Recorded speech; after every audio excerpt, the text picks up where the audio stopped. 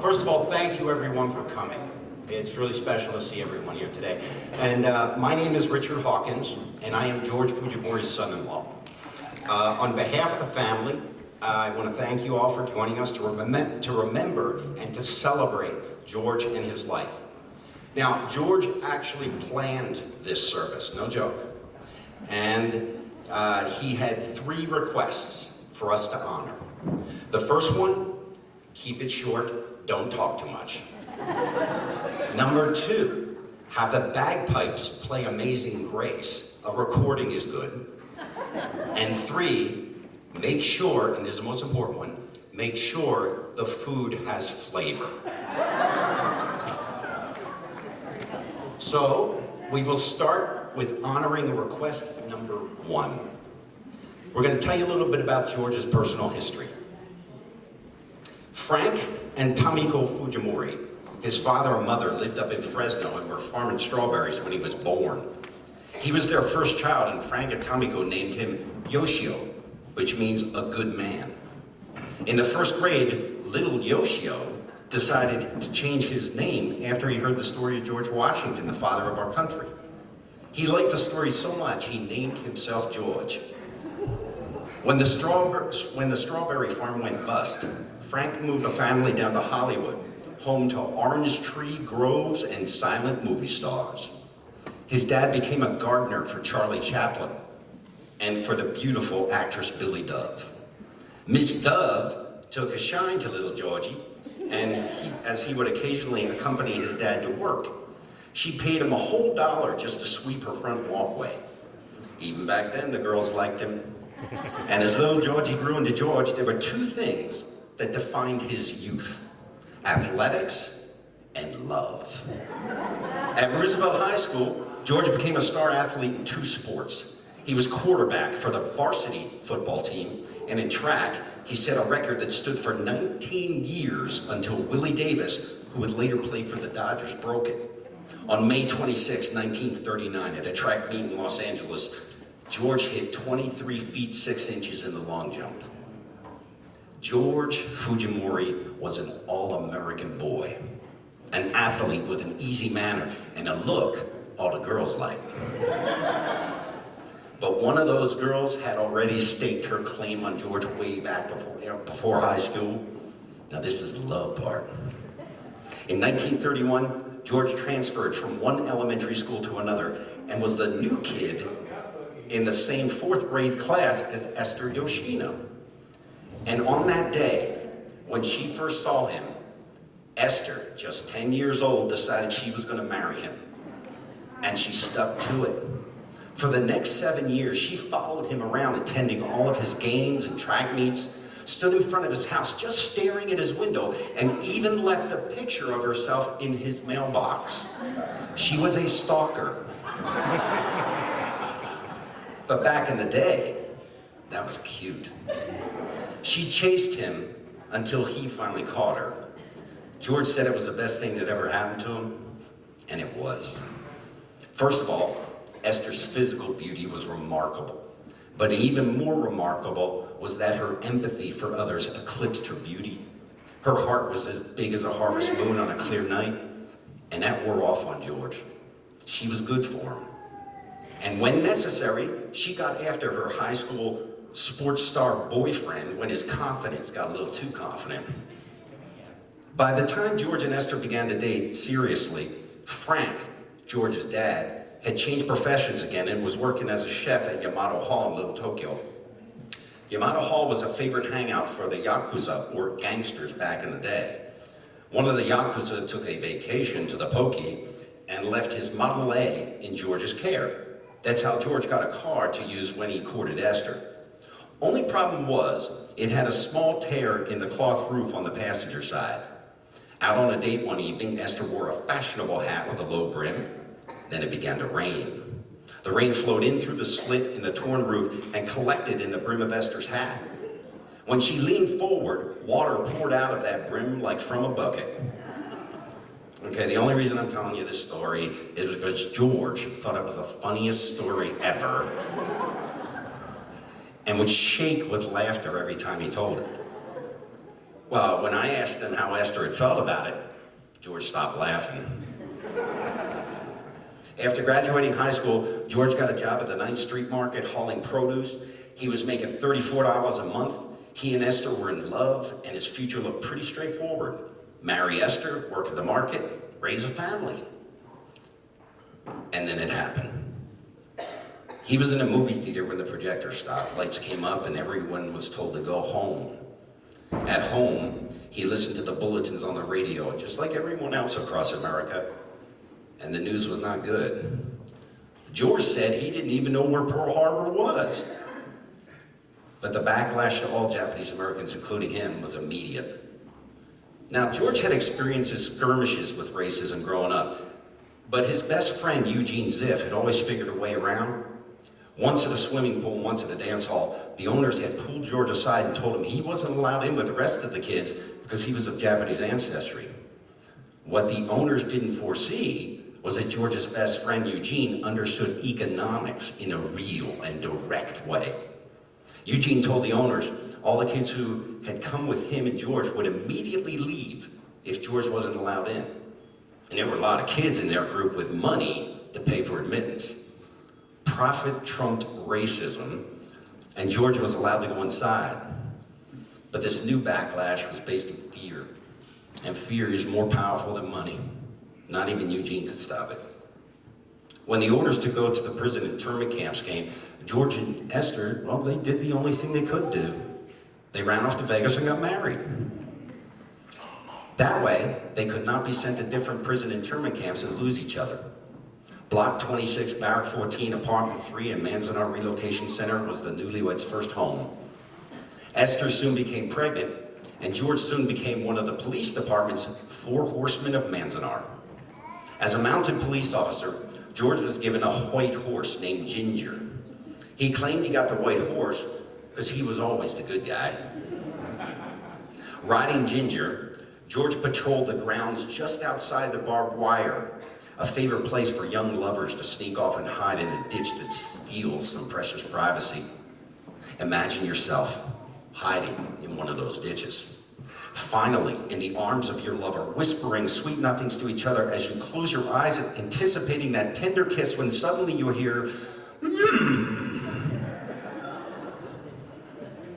Startled, you open your eyes to Ginger's huge nostrils flaring out at you. Well, that's about as exciting as it got for George fighting crime at camp as a policeman. When the call came up for volunteers to join the military intelligence service, George signed up. He didn't have to. He was married, had a kid on the way, every legitimate excuse not to go. He said he volunteered because he thought it would help Japanese Americans be more accepted when the war ended. And after his son Glenn was born, he left Manzanar to train at Fort Snelling at Camp McCoy, then shipped out to the Philippines. His assignment was to interrogate prisoners of war. George was a U.S. soldier, a Nisei linguist in World War II. And in the Philippines near Luzon, several Japanese soldiers wouldn't come out of a cave, so George was called up with his 2 bodyguards to see if he could convince them to come out, surrender. Yeah, he had the Caucasian bodyguards. Their assignment was to protect him from the enemy, but more so to prevent fellow U.S. soldiers and Marines from mistaking George for the enemy and killing him. Well, with his 2 bodyguards, he makes his way up to the mouth of this cave, and he calls out in Japanese for the enemy soldiers to surrender. No answer. I guess George figured they didn't hear him, so he leaned a little closer and began to tell them to surrender again, and that's when the enemy shot him. The bullet went into his helmet, nicked his ear, and spun around the inside, knocking him on his butt with the helmet lining dangling around his neck. A quarter-inch closer, George would have been gone. But what outraged him was not being shot like you would think. It was that his helmet was ruined, had a bullet hole in it. See, George had spent hours and hours, like many Nisei vets, sanding the inside of that helmet clean and was using it as a cooking pot to make his rice. So he was pissed. While George was getting shot at, his wife Esther was still at Manzanar, the prison internment camp, raising their son Glenn.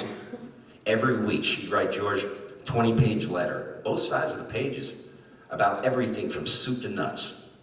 Over the years, George was asked what had happened to those letters. He always said he couldn't remember until this one night. After a second glass of Merlot at his kitchen table, George confided that he had kept Esther's letters in the shirt pocket closest to his heart and read them over and over and over again. The letters began to wear out, and then the rains destroyed them. Unfortunately, nothing could survive the jungle rains, and both his shirt and Esther's letters would eventually fray apart into fragments and disappear. When the war ended, George was one of the first Shinchugun, or occupation soldiers, to set foot on sacred Japanese soil. Before the terms of surrender were signed, and with no armed escort, George and 4 or 5 other Nisei linguists entered the city of Yokohama on foot. Like town criers, their mission was to walk the streets of Yokohama, announcing the arrival of the Allied occupation forces to the Japanese civilians. Now, they didn't know what to expect, how the Japanese would react. I mean, anything could have happened. Now, as George walked on, he said it was like walking into a ghost town. All the windows of every house had been shuttered, and all the doors were bolted tight. It was eerie. Still, he kept calling out, but his calls went unanswered. It was getting spooky. Suddenly, one of the doors cracked open. George spun toward the movement that caught his eye and saw a little Japanese boy looking back at him through a crack in the door. He called to the boy that it was okay to come out of his house. George wouldn't hurt him. Or George said he stood still and watched as the little boy cautiously walked toward him, stopped a short distance away. The two of them stood apart, looking at each other for a while, not saying a word, until George held out his hand with some candy and it smiled and said, "Konnichiwa, hello." The little boy stepped forward to eat the candy, and ooh, it was good. Then George said, more doors began to crack open, and more children made their way over to him.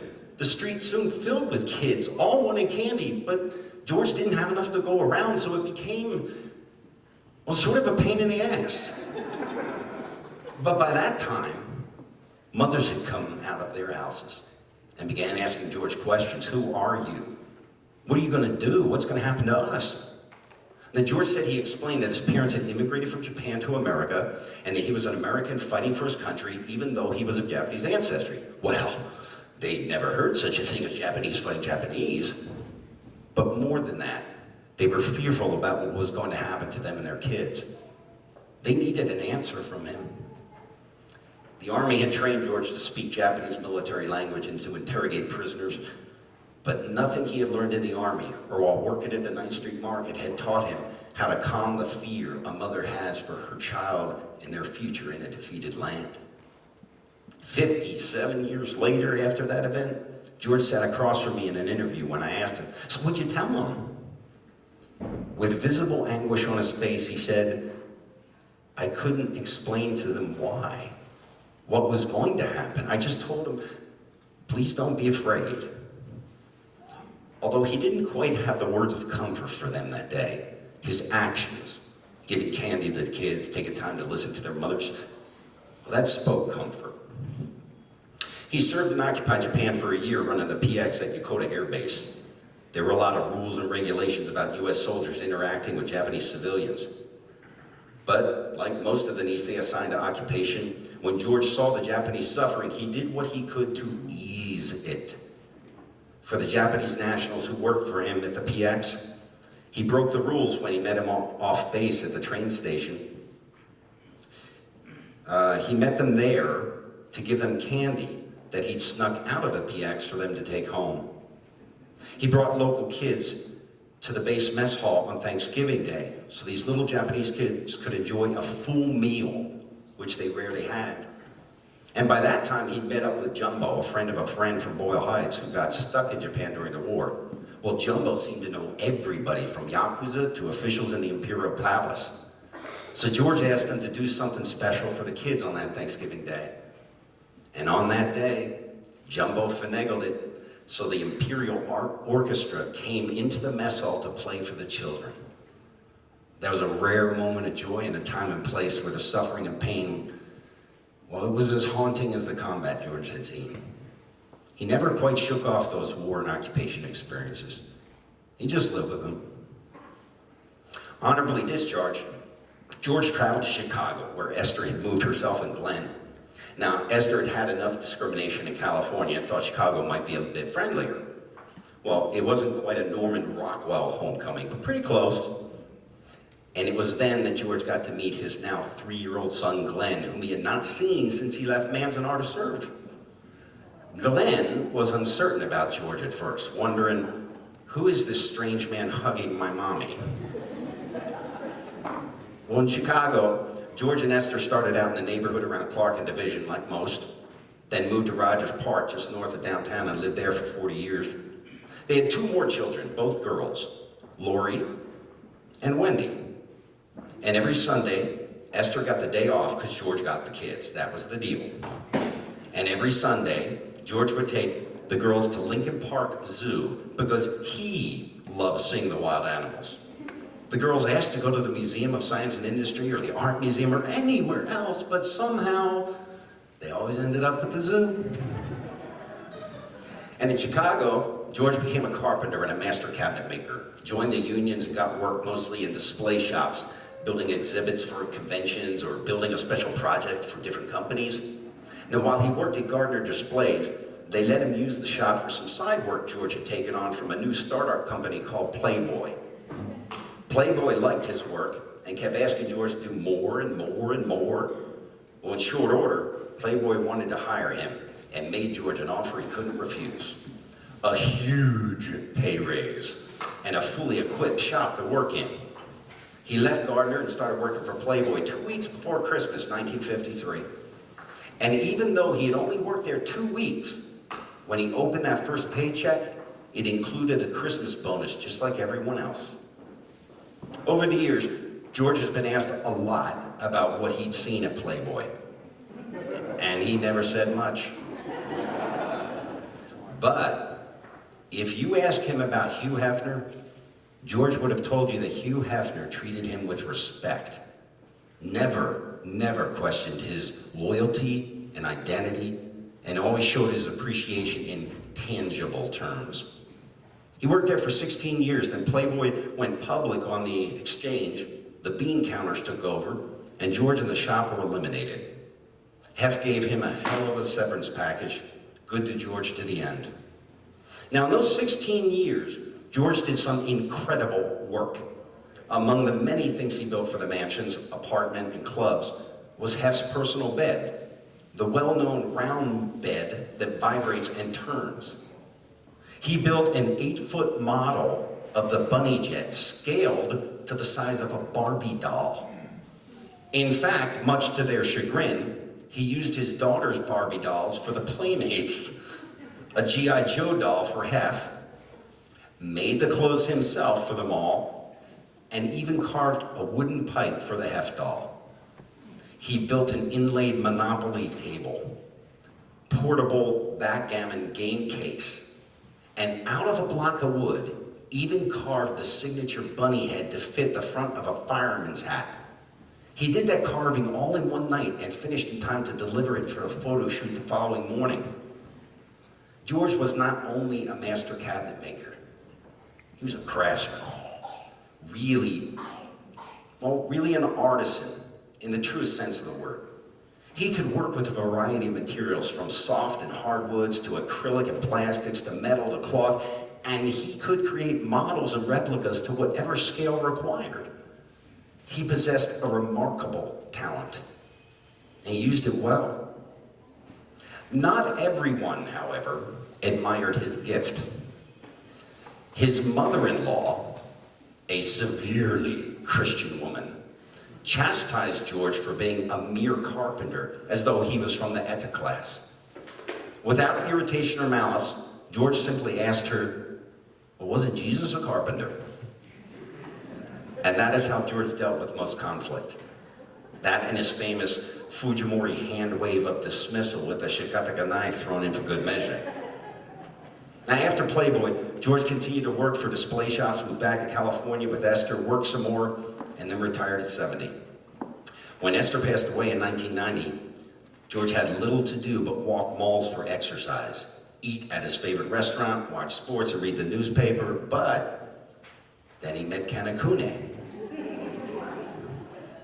Ken invited George to join a group of Nisei vets with what was then called the Go for Broke Foundation. Now, George wasn't a joiner. Now, he was a loner most of his life. That was his nature. But with Ken's prodding, George joined Go for Broke, became a member of the Board of Governors and a docent at the Go for Broke Monument in Little Tokyo. He formed strong friendships, most notably with Ken Akuni and Tetsu Sato. So strong was their friendships, they became known as the Three Musketeers. Their camaraderie, the understanding between them, the chatter, the admiration, the joking, the teasing, gave George something he rarely had before. Friendships founded in common life experience. And in the Go for Broke National Education Center, George discovered a purpose that became a driving force for the rest of his life.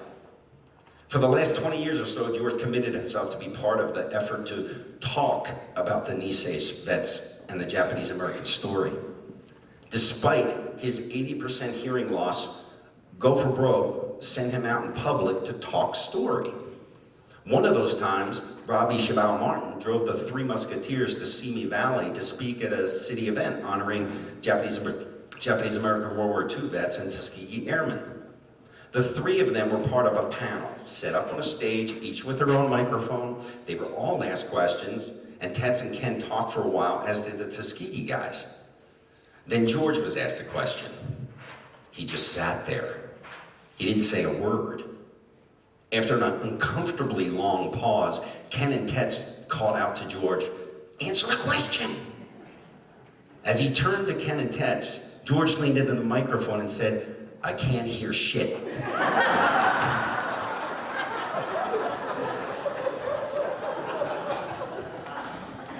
That's my buddy. The audience fell in love with him right then and there.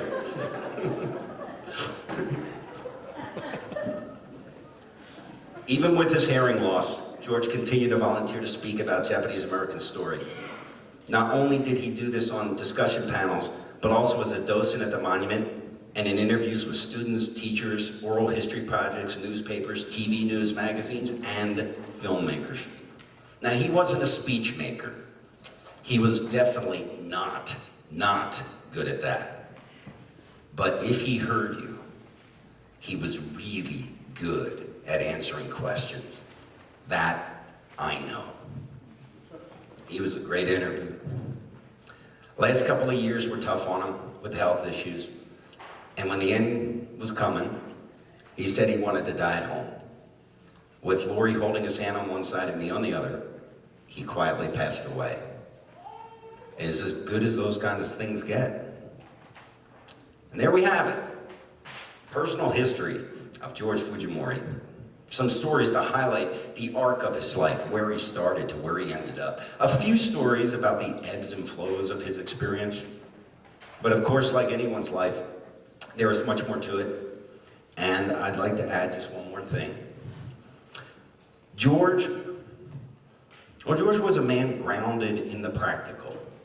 He possessed a deadpan humor, along with a humble and playful outlook on himself and his life. He was deeply compassionate and empathetic, loved his family, and accepted others no matter who or what they were. But there's just one part of George I always found remarkable, kind of amazing actually.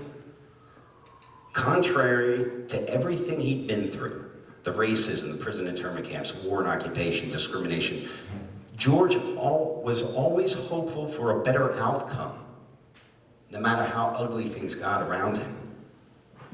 Now, in most of the interviews he did, the last question was always the kind of a question they asked for him to sum it all up. What's your hope for the future? In more than one interview, George said he hoped for peace. Peace for everyone, peace for all countries, peace around the world. Do you think that could ever happen? He was asked. He took a moment, then looked directly at the interviewer and said, "Well, I can imagine it, can't I?" God, I love that. Made me admire him, his spirit, and it still makes me smile. Now that spirit that George had is what I think I will miss most. But what gives me comfort is that I know I will never lose touch with that spirit. I know I won't, because thinking about George passing away led to me thinking about the stories he and all the Nisei vets had told me over the years.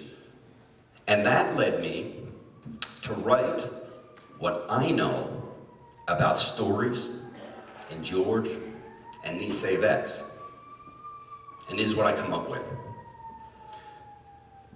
The only thing that never dies is a story passed down through generations.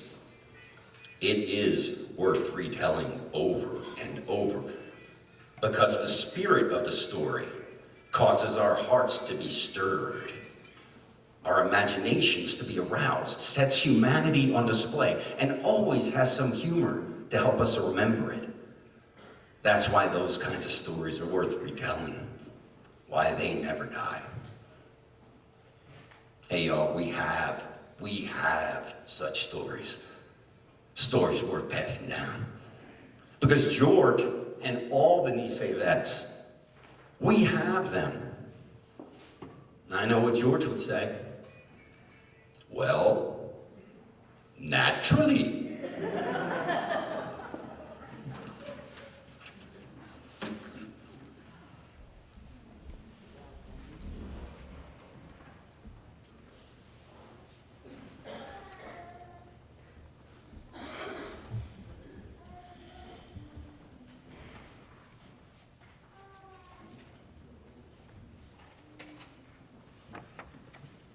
It's coming, hold on.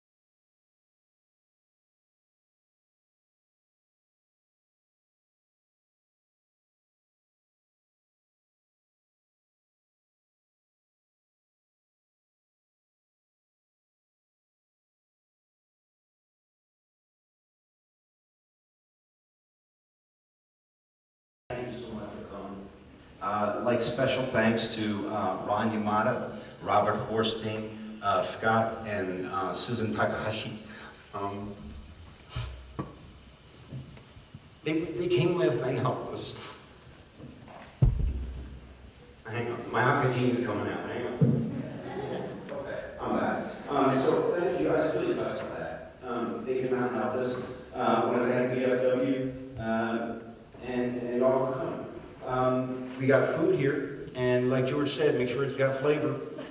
And I didn't have anything to do with that, Lori did that, because she knows flavor, I don't. So if you want to come up and walk and see the stuff up front, please feel free at any time to do that, just don't take anything. And then help yourself with the food. The soda and the waters are free at the bar. And then if you want to get drunk, that's on you. And enjoy. Thank you so much for coming.